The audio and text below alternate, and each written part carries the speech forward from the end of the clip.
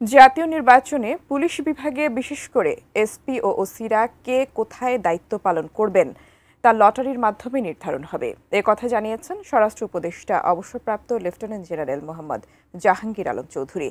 আর অর্থ উপদেষ্টা ডক্টর সালেউদ্দিন আহমেদ বলেছেন, নির্বাচন কমিশনের চাহিদা অনুযায়ী নির্বাচনের বাজেট বরাদ্দ হবে। সচিবালয়ে আজ আলাদা ব্রিফিংয়ে এসব কথা জানান দুই উপদেষ্টা। এই মিটিংটা আমরা মেইনলি প্রধান উপদেষ্টার জাতীয় নির্বাচনের সম্ভাব্য সময় ঘোষণার পরদিনই বুধবার সচিবালয়ে নির্বাচনে আইন শৃঙ্খলা বাহিনীর কর্মপরিকল্পনা সংক্রান্ত সভা হয়। পরে স্বরাষ্ট্র উপদেষ্টা গণমাধ্যমকে জানান, নির্বাচনের সময় পুলিশ কর্মকর্তাদের বদলির সিদ্ধান্ত হবে লটারির মাধ্যমে।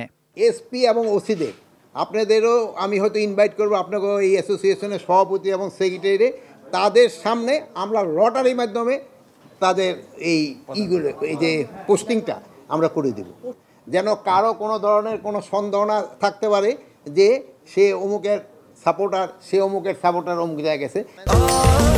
স্বাস্থ্যকর অল টাইম ফ্যামিলি কেক, সব সময় অল টাইম হেলদি লাইফ। উপদেষ্টা আরও জানান, ত্রয়োদশ জাতীয় সংসদ নির্বাচনে বিভিন্ন বাহিনীর প্রায় ৮ লাখ সদস্য দায়িত্ব পালন করবেন। অন্তত ৪৭,০০০ ভোট কেন্দ্রে সবচেয়ে ঊর্ধ্বতন কর্মকর্তার শরীরে ক্যামেরা সংযুক্ত থাকবে। বডি ক্যামেরা আমরা ৪৭,০০০ ভোট কেন্দ্রে, প্রতিটা কেন্দ্রে আমরা একটা করে বডি ক্যামেরা দেওয়ার চেষ্টা করব।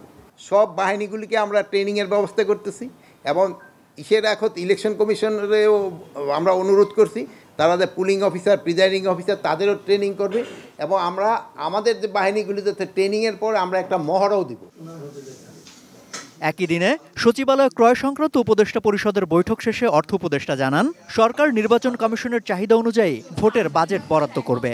নির্বাচনের বাজেট তো নির্বাচনে যা অর্থ লাগে সেটা তো আমরা সব এটা দেবো। নির্বাচনের জন্য অলরেডি আমরা করছি, যেসব প্রস্তুতি, বিশেষ ল অ্যান্ড অর্ডারের জন্য, অন্যান্য লজিস্টিকের জন্য এগুলো করা হচ্ছে। মার্কিন বাজারে বাংলাদেশি পণ্যের শুল্ক সম্পর্কে তিনি বলেন, এখনো চুক্তি না হলেও অন্যান্য দেশের তুলনায় বাংলাদেশ এ ব্যাপারে ভালো অবস্থানে আছে। ইমিডিয়েটলি এখন তো চুক্তি সই হয়নি, কিন্তু আপনারা যে এখন শুনছেন, কিন্তু এটা ফর্মাল একটা চুক্তি হবে। সেখানে আমরা দেখব কোন কোন জায়গায় আমাদের ডিউটি কমাতে হবে, কী কী ইম্পোর্ট করতে হবে, এটা দেখে হয়তো আরেকটু করতে হবে। আমরা হয়তো সম্রাট আনোয়ার, এটিএন নিউজ, ঢাকা।